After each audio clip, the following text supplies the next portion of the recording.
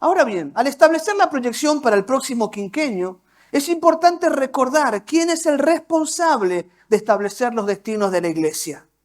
El libro de los Hechos revela claramente que es el Espíritu Santo quien dirige la obra de extensión del reino de Dios. Una y otra vez se relata cómo el Espíritu Santo habla a sus siervos respecto a los lugares donde ir, corrige los paradigmas de los discípulos que impiden extender el reino de Dios y respalda las acciones de los ministros que se mueven bajo su dirección. Esto vemos continuamente en el libro de los Hechos. Hablando a un siervo como a Felipe para que vaya al desierto para encontrar a una persona. Corrigiendo paradigmas como lo hizo con Pedro, que no logra entender que la salvación es también para los gentiles. Y el Espíritu Santo trata con Pedro en Hechos capítulo 10 para corregir sus paradigmas equivocados que impiden extender el reino de Dios. Y también vemos como en el caso de Felipe, cuando Felipe se mueve en la dirección que Dios quiere, es decir, saliendo de Jerusalén para llevar el evangelio a otras naciones, cuando Felipe se mueve en obediencia, el Espíritu Santo respalda con milagros, prodigios y señales. Esta es la verdad de Dios. Es el Espíritu Santo quien se ocupa de extender el reino de Dios, quien nos dirige, quien habla a los siervos, quien corrige paradigmas y quien respalda la acción de los ministros que obedecen al Señor. Sobre este conocimiento es también necesario recordar que Dios está más apasionado que nosotros en salvar a la humanidad.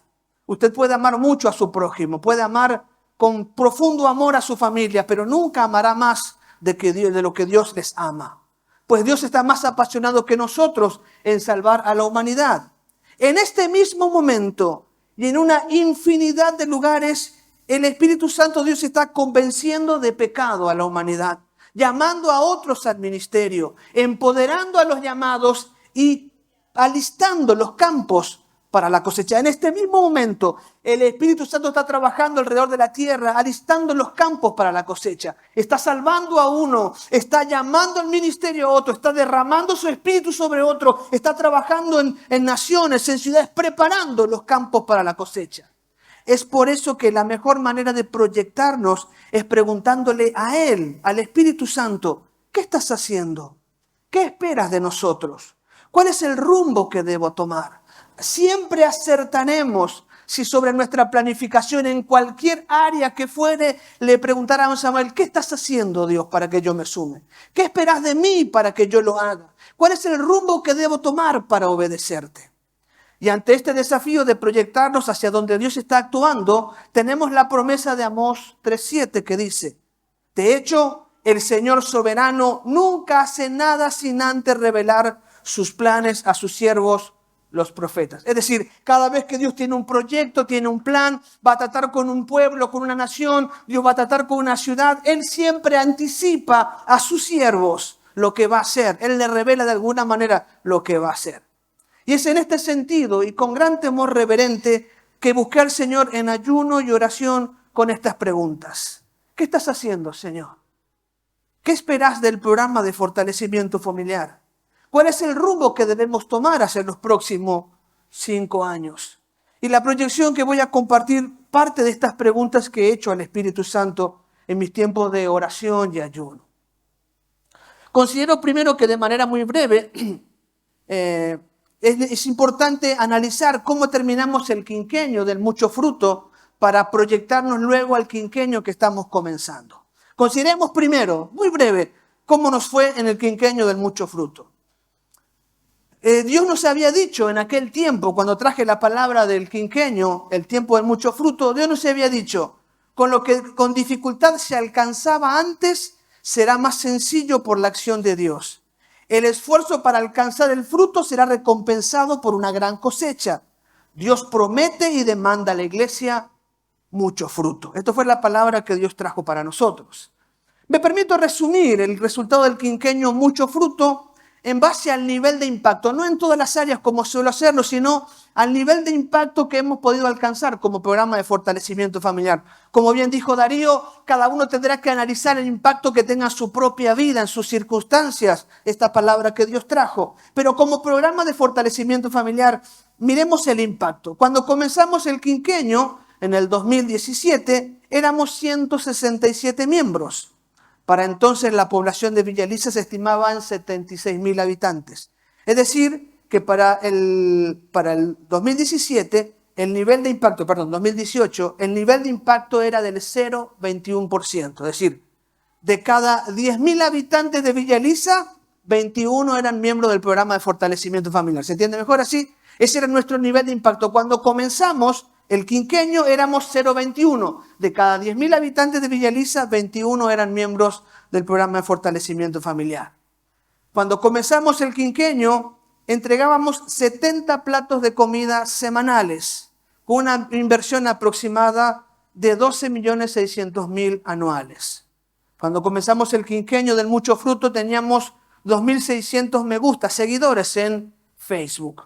Y teníamos 3 hijas con un cuerpo ministrante de 12 personas. Aparte de la iglesia central, habíamos comenzado 3 iglesias que tenían en total, las 3 iglesias, 12 personas ministrando en ellas. Al terminar el quinquenio 2017 podemos hacer este análisis de crecimiento. De 167 miembros hemos pasado a 254.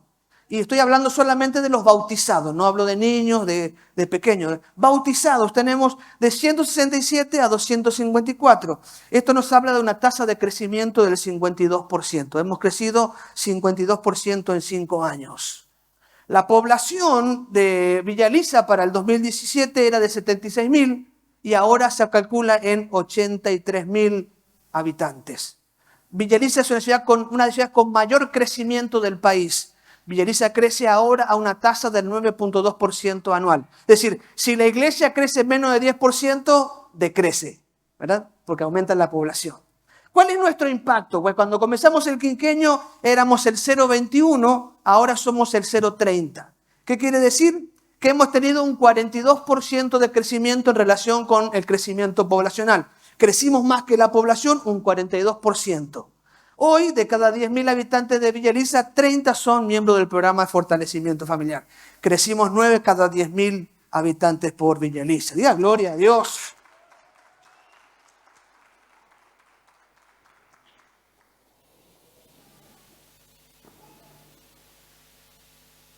En cuanto al comedor, dije que dábamos 70 platos semanales, ¿sí?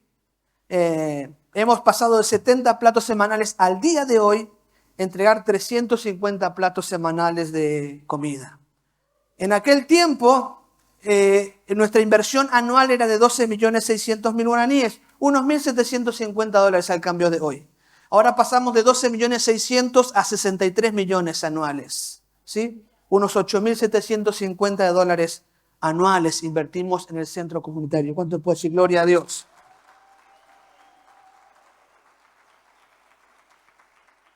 Ese es el número de hoy, pero usted sabe que en pandemia hemos llegado a entregar 1.200 platos por semana. En pandemia, en el tiempo más crudo, julio, agosto, septiembre del 2020, entregamos 200 platos por semana. Lo que esto aumentaría muchísimo la cifra. Pero anualmente hoy invertimos $8.750 en el centro comunitario. En cuanto a medios, por resumir un solo concepto, teníamos 2.600 me gusta al principio del quinquenio, hoy tenemos 6.635. Un crecimiento del 155%. Esto sin hablar de las otras redes sociales donde no existíamos y el crecimiento ha sido tremendamente potencial. En cuanto a las iglesias hijas, había 12 hermanos ministrando en las iglesias hijas. El cuerpo ministrante era de 12. En la actualidad hay 31 hermanos que están ministrando en las iglesias semillas. ¿Cuánto puede decir gloria a Dios? Me olvidé de calcular el porcentaje de crecimiento, pero sí calculo que anda por el 50%, ¿verdad? No, más del 100% de crecimiento, ¿sí? Más del 100% de crecimiento. Los números ciertamente nos hablan de un crecimiento por el cual damos gloria a Dios. Estos resultados del quinquenio, del Mucho Fruto, son muy alentadores cuando se los alinea con la pandemia mundial. El reverendo Ricardo Castillo, presidente de la Asamblea de Dios de Hispanoamérica, en la oportunidad que nos reunimos en Misiones en el mes de octubre, nos informó que a través de los diferentes países de Hispanoamérica, dicen que solo el 40% de la membresía volvió a las iglesias. La realidad es que en la gran mayoría de iglesias de nuestro continente, las iglesias están un 40% de lo que eran antes de la pandemia. Así que hablar de un 52% de crecimiento habla de un gran crecimiento, de mucho fruto, a pesar de las circunstancias que hemos vivido.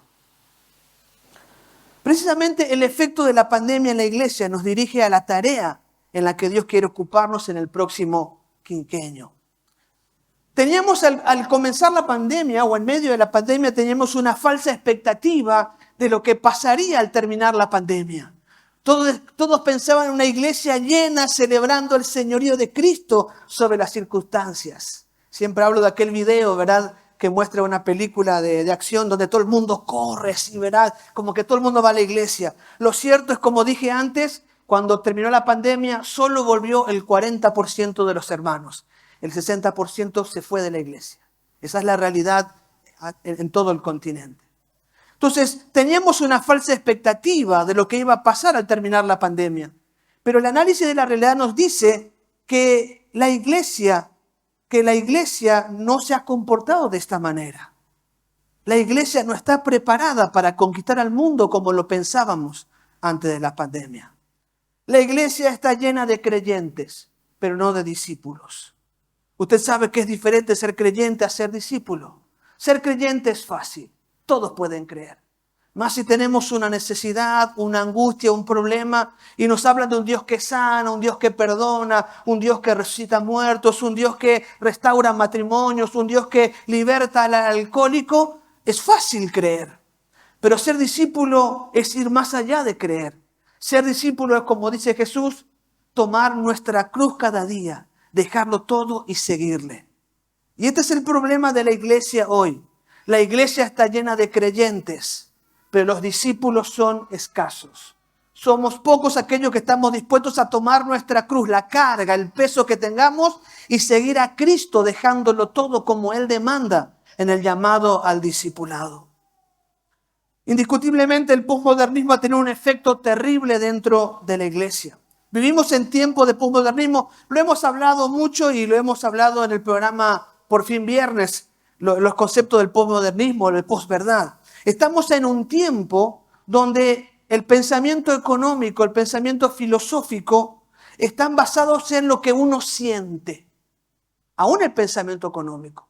Una de las escuelas, unas de doctrinas económicas que está teniendo mucho auge en nuestro continente es la escuela austríaca, defendida por hombres como Javier Milei, a quien muchos admiran. Esta doctrina económica dice, las cosas valen lo que uno quiere. Esto es posmodernismo, esto es progresismo. Lo que uno quiere, las cosas no valen por lo que cuestan, sino por lo que uno quiere, por lo que uno siente. Aún en la economía se maneja este concepto. Entonces, lo que yo hago depende de lo que yo quiero, lo que siento. La Biblia dice que Dios aborrece el peso falso y al que cobra un precio injusto. Pero el posmodernismo dice, las cosas valen lo que uno quiere pagar o lo que uno quiere pedir. Y este pensamiento está dentro de la iglesia del Señor. Lo mismo en concepto filosófico. El posmodernismo dice, no hay verdad. Cada uno es lo que percibe. Uno es lo que quiere ser. El posmodernismo nos ha hecho creer que uno puede dudar de todo, que todo es relativo, que no hay verdades absolutas. Y nos comportamos y vivimos como si las verdades no fueran absolutas, sino relativas. Entonces la Biblia dice, por ejemplo, la Biblia dice, no se dejen de congregar. ¿Y qué dice uno? No sé, hoy me voy, hoy no me voy, hoy quiero, hoy no quiero, hoy siento, hoy no siento. La Biblia habla de amar al prójimo y uno decide si le ama o no le ama porque si le cae bien o le cae mal. La Biblia dice de perdonar al agresor. Y uno dice, no sé, ahora cuando me pase le voy a perdonar. Y estamos llenos de conceptos posmodernos, rechazando la autoridad final de la palabra de Dios. ¿Qué pasa? Una iglesia llena de creyentes posmodernos, progresistas, que creen que uno puede hacer lo que le parece y puede creer lo que quiere y puede hacer cualquier cosa. Cuando viene la prueba, cuando viene el desafío, cuando viene el quebranto, huye por su vida. Porque no hay principios y valores, no hay fortaleza de pensamiento, no hay ideales por los cuales vivir o por los cuales morir. Siempre se cuenta aquella historia de un grupo de oración en Rusia, en la época de la Unión Soviética, en la época del comunismo. Estaban los creyentes reunidos orando en una iglesia secreta porque estaba prohibida, y llegan dos hombres armados y dicen: los que no están dispuestos a morir por su fe, que se vayan. Y 3 y 4 hermanos se fueron y se quedaron aquellos que estaban dispuestos a morir por su fe. Entonces estos hombres bajaron sus armas y dijeron: ahora sí vamos a adorar, porque queremos adorar con verdaderos creyentes. Y dejaron las armas. Y aunque nadie nos corrió con una pistola, nos corrieron con una vacuna, nos corrieron con un virus y desaparecimos. Y hasta el día de hoy no nos están encontrando, porque ya no tenemos verdades absolutas. El posmodernismo ha afectado a la iglesia desarrollando una cultura tóxica dentro de la iglesia del Señor.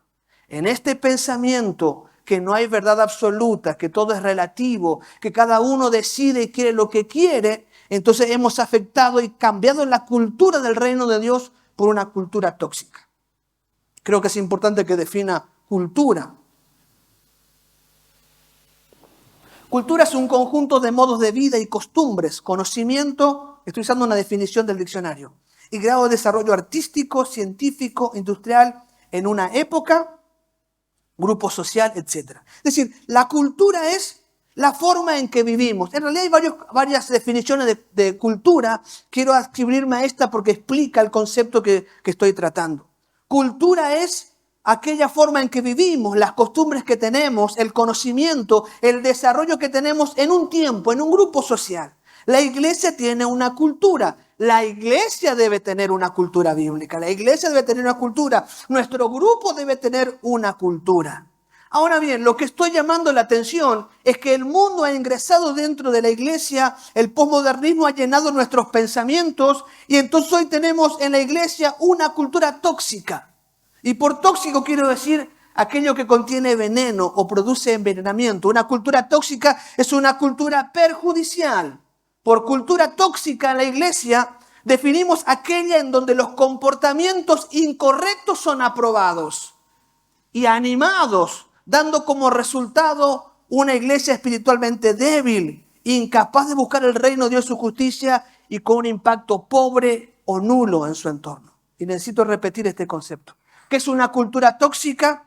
Una cultura tóxica es aquella, hablo de la iglesia, una cultura tóxica es aquella donde los comportamientos incorrectos son aprobados. Él es así, déjale nomás. Ay, eso es la edad, es esto, ay, le gusta eso y bueno, cada uno elige. Los comportamientos incorrectos son aprobados, incluso animados a que se practiquen.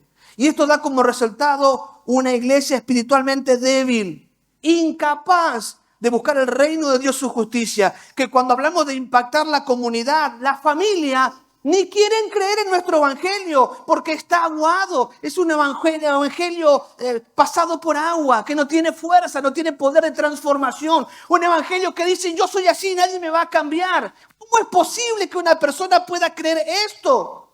Cuando Jesucristo vino a cambiar el ser humano, cuando el que está en Cristo, nueva criatura, y las cosas viejas pasaron. Una cultura tóxica produce una iglesia que no tiene impacto, porque la gente ve a los creyentes y no le hacen ni cosquillas, ni le molestan, ni le incomodan la forma en que viven, porque se parece mucho a ellos. Este es un efecto del posmodernismo dentro de la iglesia, el neoliberalismo, la escuela austríaca y otras corrientes filosóficas. La pregunta es si es posible que una iglesia tenga una cultura tóxica. Segunda de Corintios capítulo 12 deja en claro que sí, una iglesia puede tener una cultura tóxica. Y cuando hablo de Segunda de Corintios 12 estoy hablando de la iglesia que plantó el apóstol San Pablo. San Pablo fue a la iglesia en Corinto, estuvo un tiempo, se quiso ir y Dios le dijo: no te vayas porque tengo mucho pueblo en este lugar. Y esto es lo que dice Pablo en la segunda carta a los Corintios del capítulo 12, verso 16 en adelante. Algunos de ustedes admiten que no les fui una carga, pero otros todavía piensan que fui muy astuto y que me aproveché de ustedes con engaño. La iglesia dice: Pablo se aprovechó, San Pablo se aprovechó de nosotros con engaño. Versículo 17. ¿Pero cómo? ¿Acaso alguno de los hombres que les envié se aprovechó de ustedes? Cuando le pedí a Tito que los visitara y envié con él al otro hermano, ¿acaso Tito se aprovechó de ustedes? No, porque ambos tenemos el mismo espíritu y caminamos sobre las pisadas del otro y hacemos las cosas de la misma manera. Tal vez piensen que decimos estas cosas solo para defendernos. No, les decimos esto como siervos de Cristo y con Dios como testigo. Todo lo que hacemos, queridos amigos, es para fortalecerlos. Pues temo que cuando vaya, no me gustará lo que encuentre y que a ustedes no les gustará mi reacción. Temo que encontraré cultura tóxica, peleas, celos, enojo, egoísmo, calumnias, chismes, arrogancia y conducta desordenada. Así es, tengo miedo de que cuando vaya de nuevo, Dios me humille ante ustedes y quedaré entristecido porque varios de ustedes no han abandonado sus viejos pecados. No se han arrepentido de su impureza, de su inmoralidad sexual, ni del intenso deseo por los placeres sensuales. Sí, una cultura tóxica en la iglesia es posible. De hecho, que la iglesia en Corinto es un modelo de lo que es una iglesia con una cultura tóxica. Fundada por el apóstol San Pablo, el hombre más grande, el plantador más grande de iglesias, el hombre que ha hecho más después de Cristo por extender el mensaje del evangelio, la iglesia tenía una cultura tóxica. ¿En qué estaban los hermanos? Los hermanos estaban en peleas, en celos, enojos, egoísmos, calumnia. Uno hablaba mal del otro, chismes, arrogancia, conducta desordenada, impurezas sexuales, inmoralidades. Un deseo intenso por los placeres sensuales. Esa era la conducta de la iglesia de Cristo. La iglesia tenía una cultura tóxica. Ahora, ¿cómo es posible que una iglesia pueda tener una conducta, una cultura tóxica a tal punto, de tal manera? ¿Cómo puede ser tan tóxica la cultura de la iglesia de Cristo? Pero en el caso particular de la iglesia de Corinto había dos factores que provocaban o que permitían o que fomentaban esta cultura tóxica. Ya hablo de factores exógenos y factores endógenos. Diga conmigo, factores exógenos, tiene que ser hacia allá. Factores exógenos y factores endógenos. Exógeno es afuera, endógenos es adentro, ¿sí? Factores exógenos, o sea, factores que venían de afuera y factores que eran propios de la misma iglesia. Estos factores exógenos eran, en primer lugar, la filosofía. La iglesia en Corinto era parte de Grecia, del sur, de la región de Acaya, el sur de Grecia. Y los corintios eran amantes de la oratoria. Era gente que les gustaba escuchar a cualquiera que viniese a hablar de algo nuevo. Eran amantes de la oratoria, le gustaba a la gente que hablaba bien, que persuadía, que usaba el patos, el etos, que usaba la pasión para hablar. Les encantaba aquella persona que los conmovía con sus mensajes. Y en este sentido, los corintios estaban ávidos por escuchar a todos. El problema es que los hermanos de Corintio, los que se convirtieron primero, eran de una sociedad, una clase baja, económicamente, la mayoría de ellos, y también intelectualmente de una clase baja. Así que se creían cualquier cosa. Venían los filósofos y ellos escuchaban a los filósofos e iban detrás de ellos. Por lo general eran filósofos que fomentaban las pasiones, que fomentaban la conducta desordenada y estaban siempre buscando a alguien que los motive, alguien que les hable bonito, alguien que los conmueva, no la verdad de Dios, sino algo que los emocione, que los impulse a hacer algo. Y la filosofía fue un factor que produjo una cultura tóxica en la iglesia de Corinto. El otro factor exógeno, o sea, externo a la iglesia, era la religión. Ya hemos hablado mucho sobre esto, pero la forma más importante de adorar a los dioses en Corinto era en el templo llamado Acrocorinto. El templo de Acrocorinto era un templo muy grande donde había 1000 niñas esclavas prostitutas. Y la forma de adorar a las diosas de la fertilidad era pagando el sexo con estas niñas prostitutas, esclavas prostitutas. Entonces la religión promovía esta morbosidad. La religión promovía el pecado sexual. Si uno era religioso, era un puerco, si vamos al caso, era un cochino, ¿verdad? Entonces esta era una promoción que hacía la religión misma. Y los que se convierten tenían dentro de ellos esa forma de adorar a sus dioses, diferente a lo que enseñaba el Evangelio. El otro factor exógeno de afuera era el factor económico. Como Corinto estaba en un punto estratégico para el transporte marítimo. En Corinto se encontraban comerciantes de todos los lugares. Como el mar al sur el mar Mediterráneo al sur de Grecia es muy peligroso, hay tormentas muy fuertes. Como pasa aquello, mucha gente evitaba navegar por el sur de Grecia. Lo que hacía es que entraba en el istmo, entraba en una porción de agua que entra profundamente, solamente separa un mar del otro 6 kilómetros de tierra. ¿Qué hacían los navegantes? Entraban por esa bahía, por ese istmo, entraban así, levantaban el barco en un riel, en rieles, y empujaban el barco hasta la otra costa. Entonces se evitaban pasar por el sur y evitarse toda la tormenta. Esto hacía que todo el mundo vaya a ese lugar. Entonces había muchos comerciantes. Y el dinero, usted sabe, ¿verdad? El amor al dinero es el principio de todos los males, dice la palabra del Señor. Pues aquello era un comercio. Entonces, ¿qué hacían los comerciantes? Hacían dioses para cada navegante. Había mucha prostitución, muchas formas de gastar el dinero. Y esto era una corrupción tremenda. Usted sabe que el dinero mal utilizado puede llevar a la corrupción. Este era un problema en Corinto y esto afectó. Había un consumismo, había una pelea. ¿Recuerdan que había gente que tenía dinero y se mostraba arrogante por aquel que no tenía a la hora de la Santa Cena? Entonces había gente con mucho dinero que era soberbia, prepotente, y el dinero promovía una vida lujuriosa. Estos son factores exógenos. ¿Por qué la iglesia tenía una cultura tóxica? Por la filosofía, por la religión y por la economía, entre otros factores. Pero también hay factores endógenos, es decir, que son nuestros, que son propios de la naturaleza de la iglesia. Y el primer factor endógeno es la naturaleza humana. Pablo habla muy claro en 1 Corintios capítulo 2 acerca del hombre natural que no puede entender las cosas que son de Dios.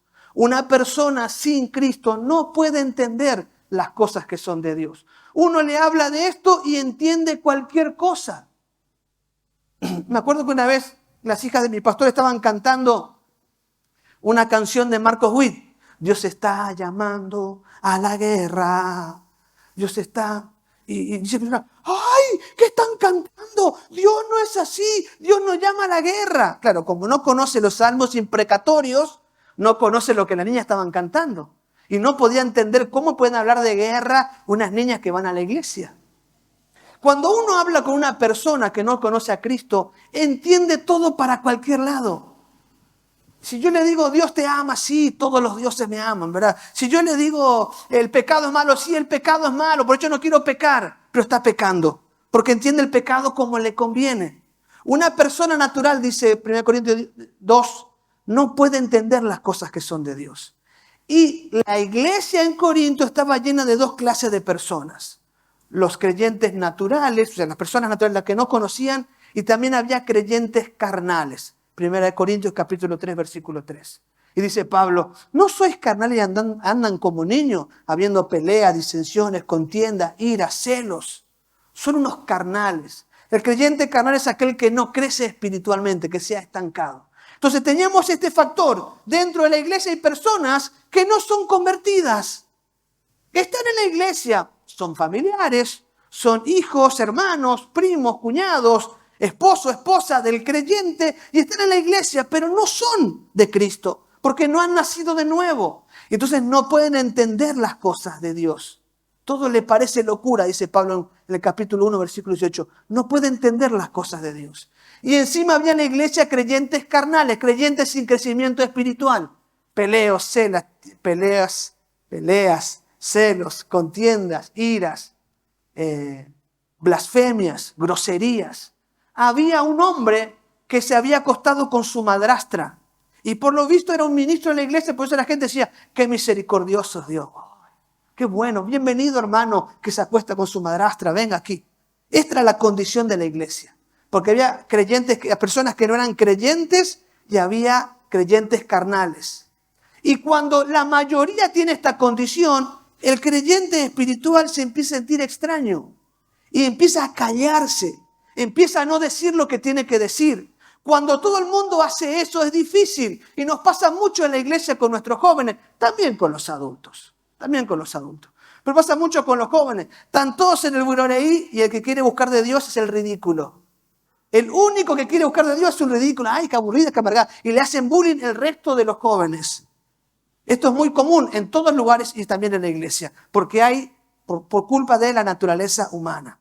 El otro factor endógeno propio es que había dentro de la iglesia en Corintios mala teología.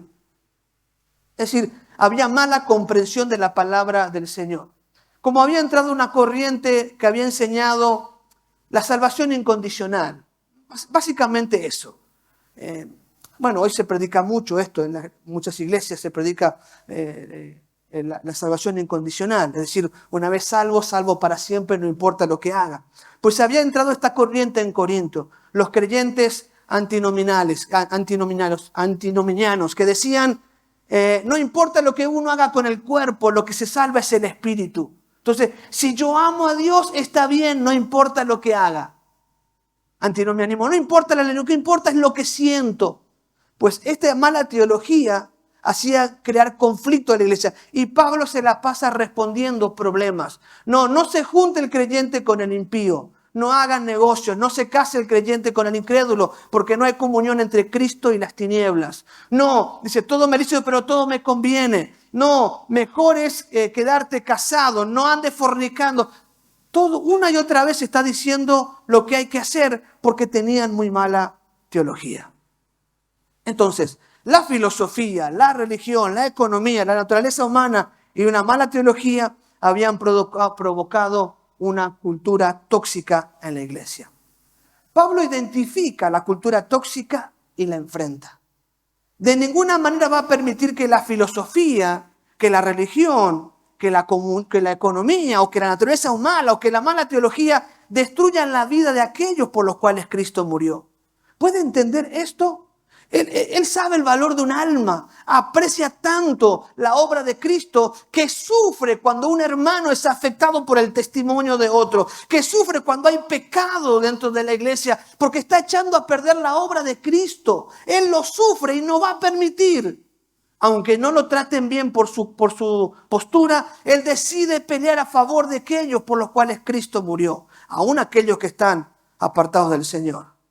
Pablo no va a permitir que las generaciones venideras se pierdan porque la iglesia se contaminó. Él sabe que necesita plantar una iglesia sólida para que las próximas generaciones puedan conocer a Cristo.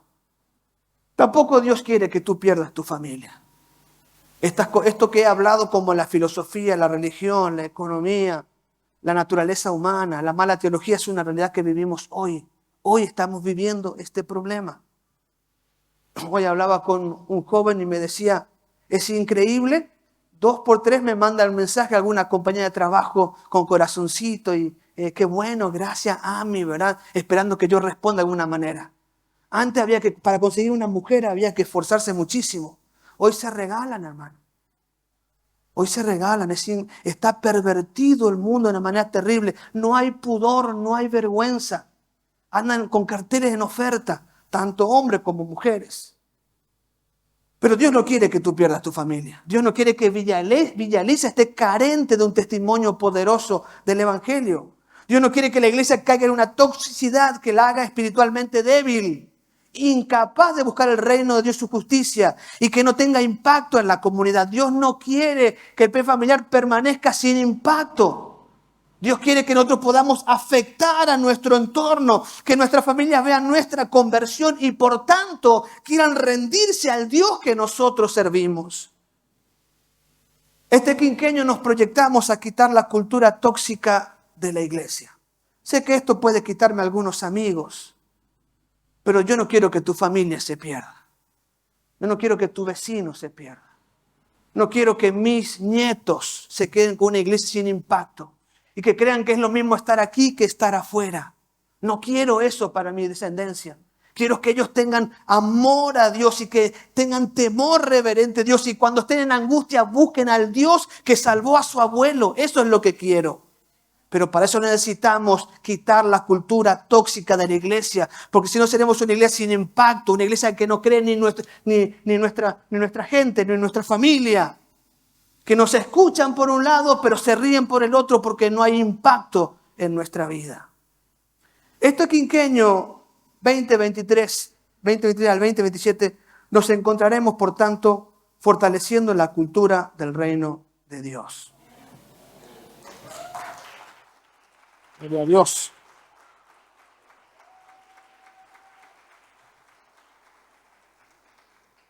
Dios nos quiere encontrar de esta manera. Es ahí donde Dios nos quiere ver, fortaleciendo la cultura del reino de Dios, apasionado por salvar a tu familia, viviendo en santidad para tener un testimonio de impacto, buscando la presencia y el poder de Dios, no siendo tibios, no jugando con el pecado, no dejando que la filosofía de este mundo nos arrastre. Queremos salvar nuestra generación, queremos salvar nuestra descendencia, por tanto tenemos que fortalecer la cultura del reino de Dios.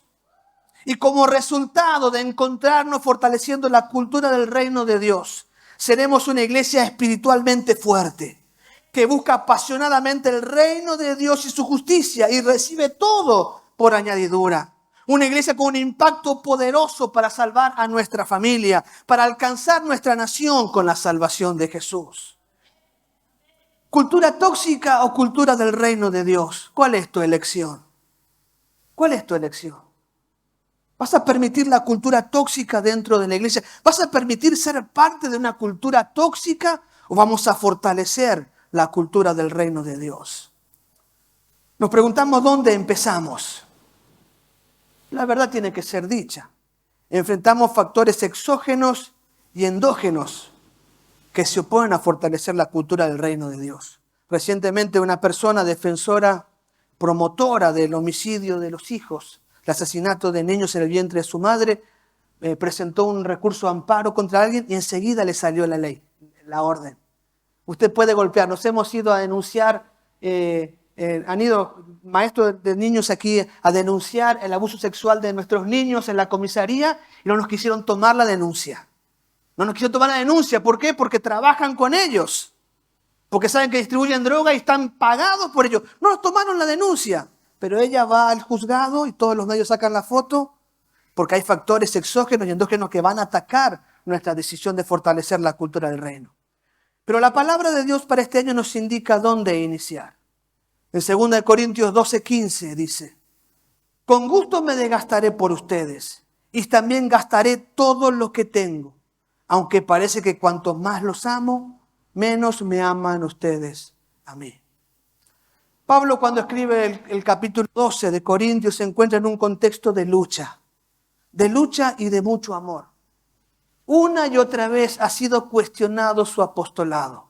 El problema con la iglesia en Corintios es que la iglesia que él plantó no quería escuchar cuando Pablo le decía lo que estaba mal, cuando él los corregía, cuando le mostraba el pecado, cuando le decían eso no se hace, eso no conviene, y la gente decía: ¿quién sos vos para hablarnos? Yo soy seguidor de Apolo, yo soy seguidor de Cefa, yo le sigo a Cristo, no soy tu seguidor. Y rechazaban al apóstol cuando lo que les decía no les gustaba. Una y otra vez atacaban su apostolado, lo cuestionaban, lo criticaban una y otra vez.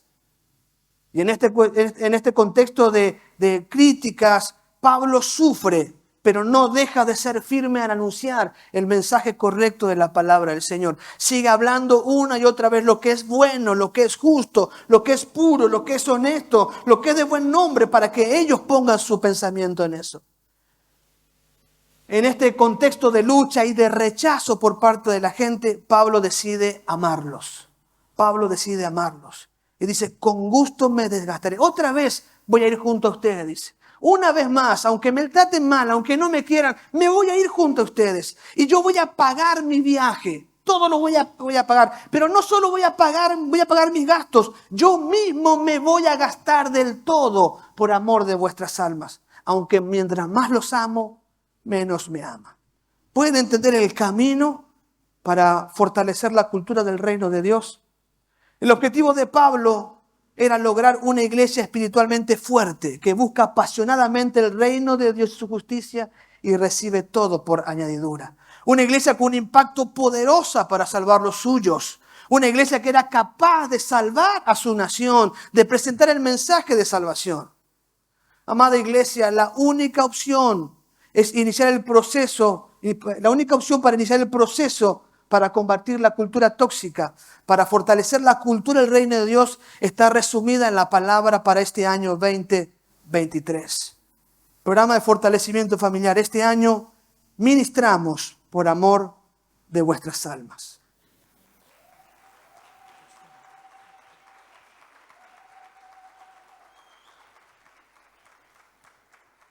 Pablo dice, no me importa que me rechacen, voy a ir, aunque Dios me avergüence, aunque me traten mal, yo voy a ir porque los amo. Todo lo que hago es para fortalecerlos, solo estoy pensando en su bien. Aunque me amen menos, yo los voy a amar más. La única forma de combatir esta cultura tóxica es ministrar por amor a las almas. Es decir, hacer aquello que ama, que demuestra amor, servir por amor, entregarnos a los demás. Todo lo que signifique mi propio beneficio va a provocar cultura tóxica. Pero cuando yo me decida hacer las cosas para salvación de ellos, para que el otro le vaya bien, para que el otro esté mejor, para que mi hermano encuentre paz, para que su familia alcance salvación, para que mi vecino encuentre reposo, pues entonces eso va a combatir la cultura tóxica. Pero ¿cómo es posible ser esa clase de discípulos que ministra amor de vuestras almas? Sé que esto no es fácil. ¿Cómo lo podemos hacer? Porque ciertamente hemos sido egoístas. Decidimos qué queremos hacer y cuándo lo queremos hacer. No estamos pensando en lo que Dios espera o demanda de nosotros. Ni pensamos en los hermanos y su necesidad en toda la semana.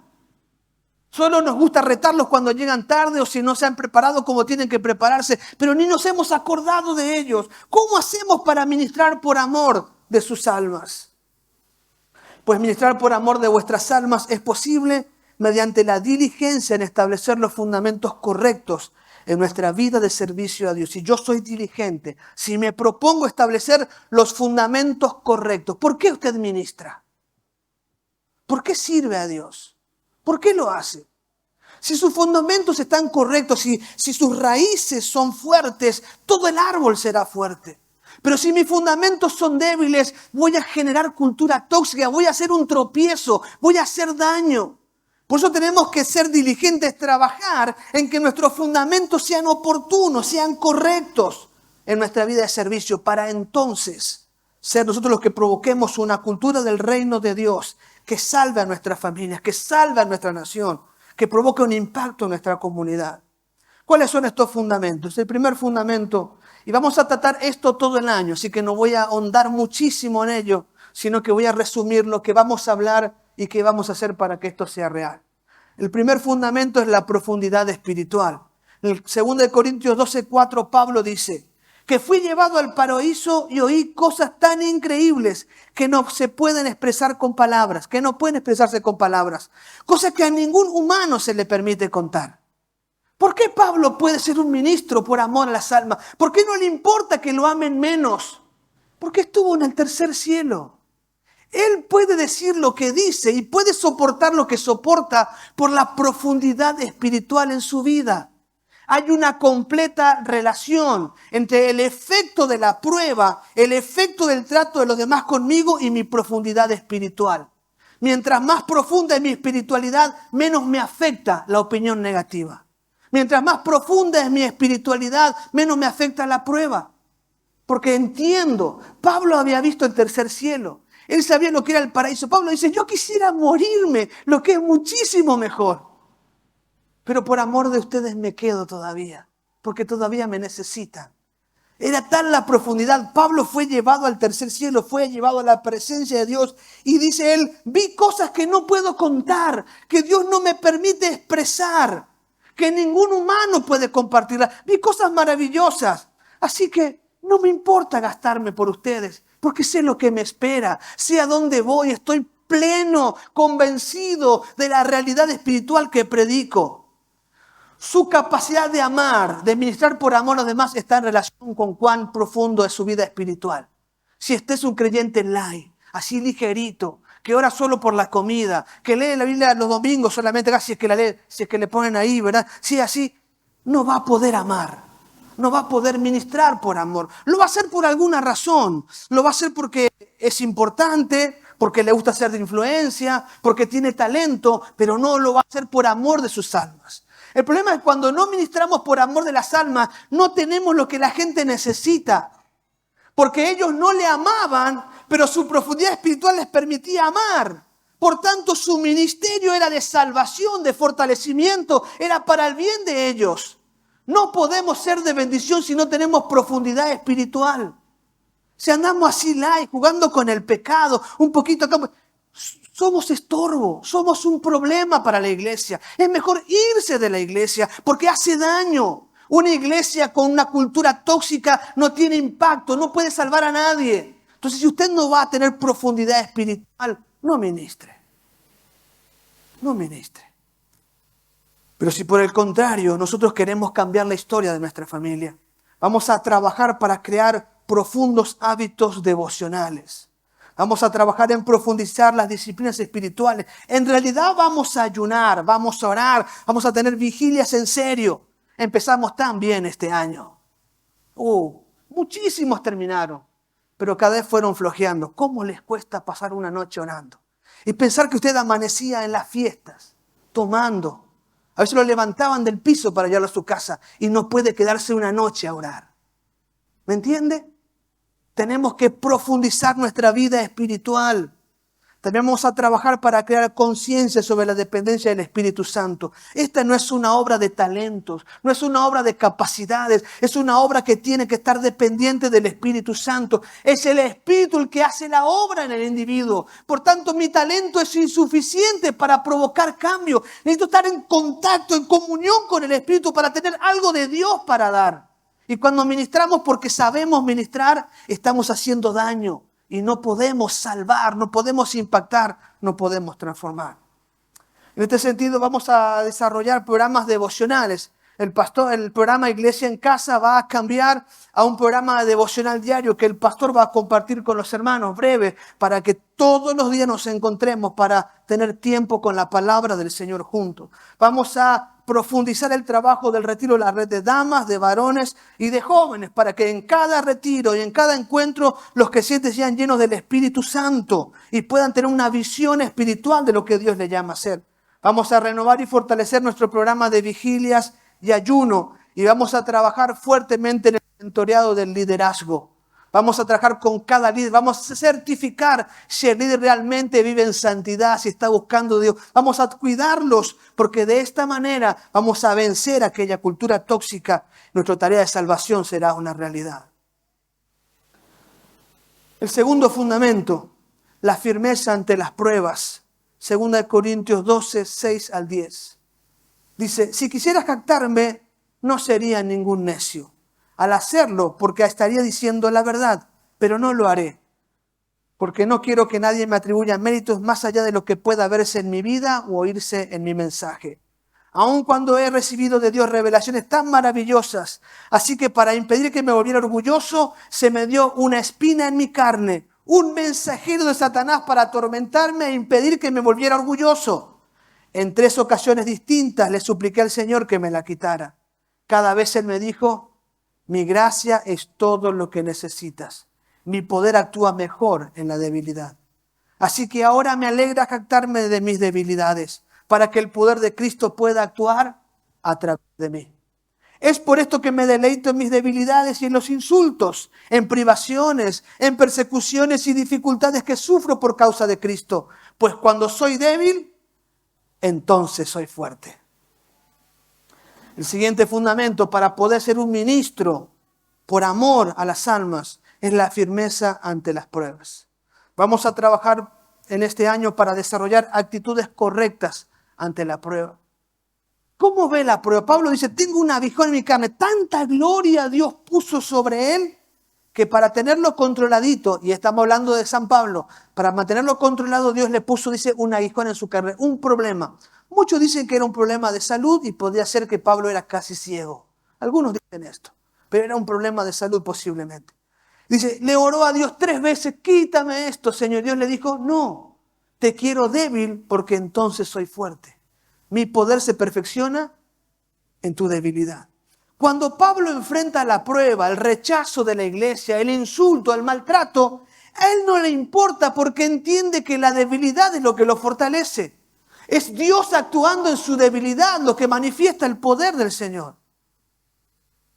Y un ejemplo muy claro para nosotros fue Bueno, en marzo comenzamos, pero en el mes de agosto, cuando llegamos a tener 200 personas en la plaza, vino la gente de Telefuturo y la idea era hacer mandioca con arroz, porque no teníamos otra cosa.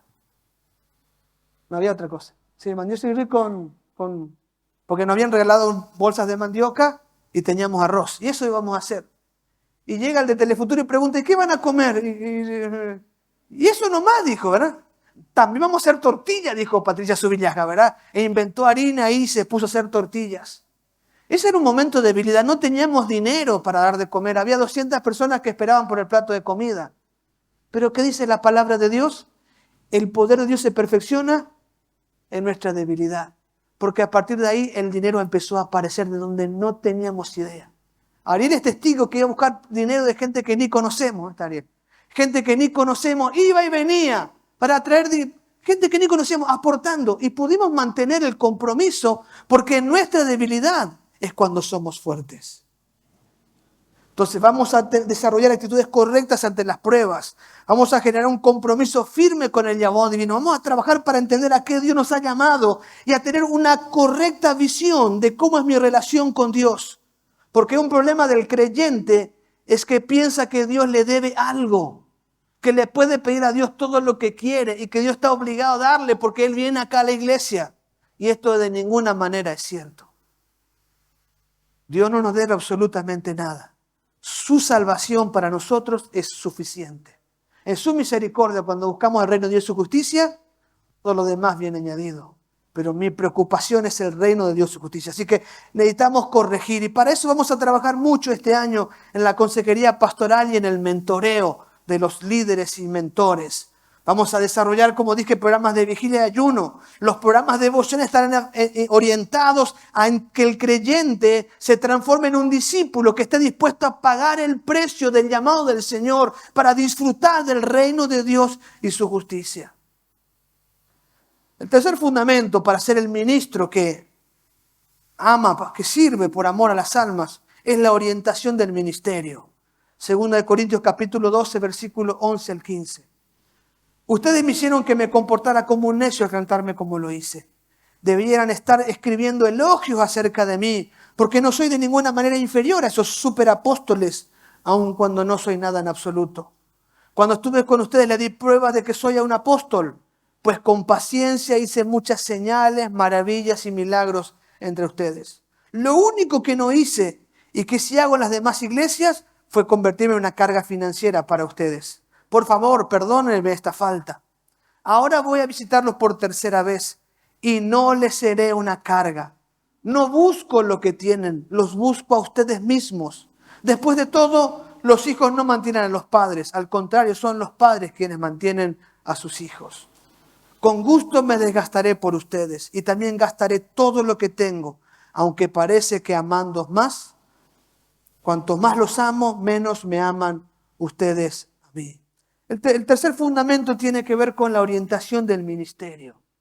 Un problema que tenemos, que ha generado la cultura tóxica, es que nos llenamos de personas que les gusta el liderazgo, les gusta servir, les gusta ser de influencia, les gusta cantar, les gusta danzar, les gusta predicar, les gusta enseñar, pero no han entendido el objeto del ministerio. Danzan porque les gusta danzar, cantan porque le gusta cantar, les predican porque le gusta predicar. Y no está mal que a usted le gusta lo que tiene que hacer, ¿está bien? Me encanta predicar. Y está bien que me guste predicar. Pero ¿cuál es el objeto del ministerio? ¿Para qué es el ministerio? El ministerio es para ellos. El ministerio es para los otros. El ministerio no es para nosotros. No tenemos que hacer lo que nos gusta, sino lo que Dios nos llama a hacer. La gente no quiere escuchar a Pablo, pero yo no predico, dice Pablo, para que ustedes me quieran escuchar. Predico porque me es impuesta necesidad. Estoy aquí para salvarlos, les guste o no lo que tenga que decirles. Por tanto, tenemos que trabajar en despertar la responsabilidad del creyente en hacer discípulos, en actuar en los procesos de la iglesia celular para alcanzar a los perdidos y transformarlos en líderes de impacto.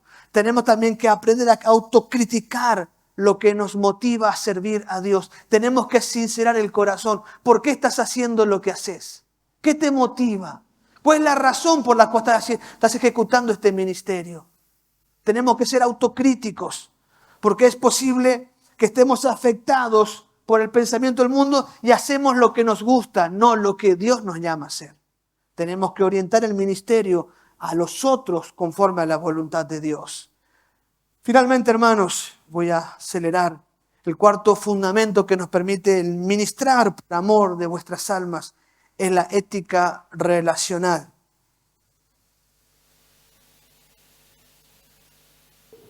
El versículo 19 dice así: tal vez piensen que decimos estas cosas solo para defendernos.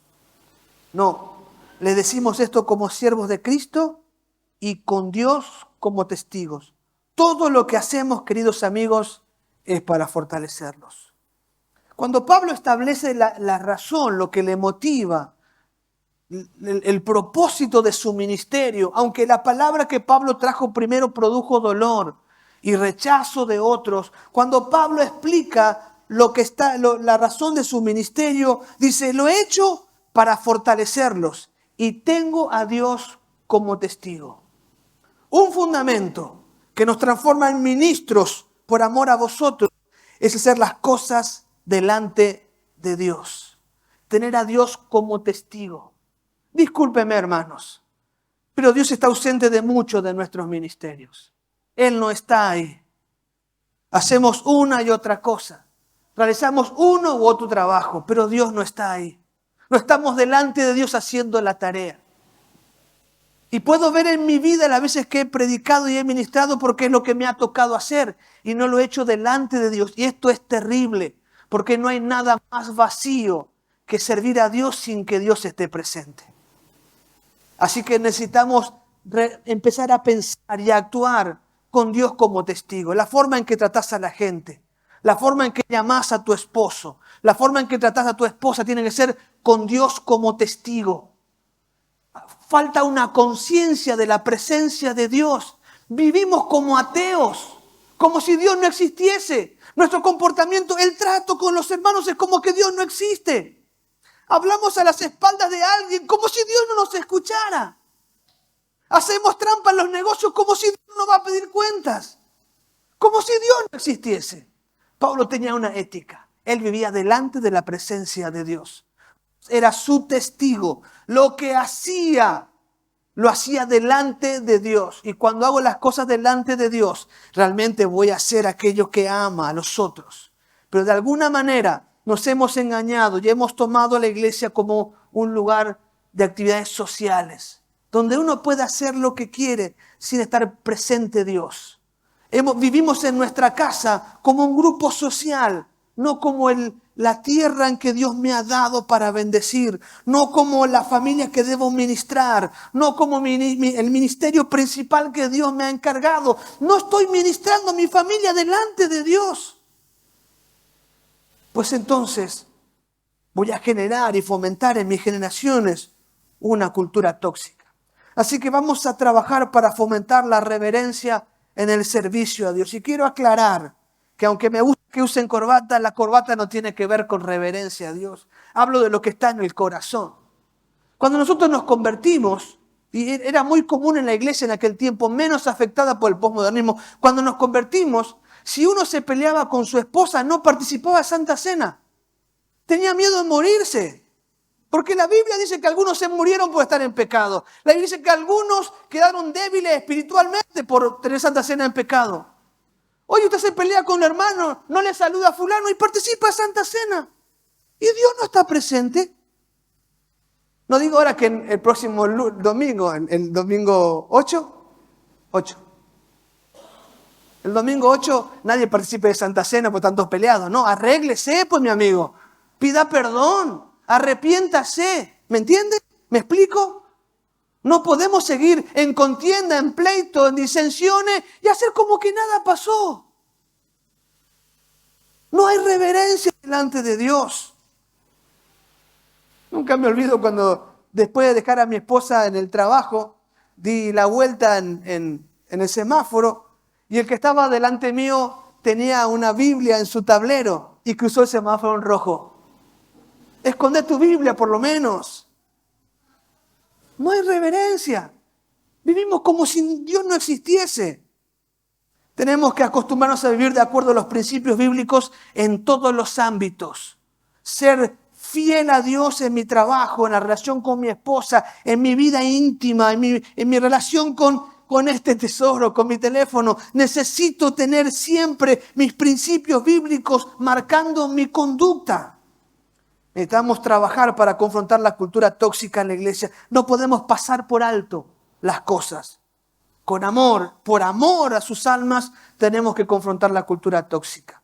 Y finalmente digo que para esto vamos a seguir desarrollando los programas de la Fundación Principios de Vida. Hemos tenido una experiencia preciosa este año con el trabajo de matrimonio y vamos a profundizar. Un tema que vamos a enfocar en el mes de febrero es el tema de ser padres. Nuestros padres dan vergüenza, los hijos hacen lo que quieren, le pegan a los padres en la cara y dicen, ¡ay, no hagas así! Los chicos se visten como quieren. Las niñas andan con celular a los 11 años, ¿verdad? Mensajeando con cualquiera. Haciendo sexting por internet. Y los padres dicen, ay, que no sé qué hacer con mi hijo. ¿Qué nos pasó? ¿Dónde nos perdimos? Bueno, la cultura postmoderna dice que hay que dejar que sean libres. Que cada uno tome de su decisión. Mentira, eso no dice la palabra del Señor. Y vamos a proponernos a ser padres a la manera de la palabra de Dios. No a nuestro antojo.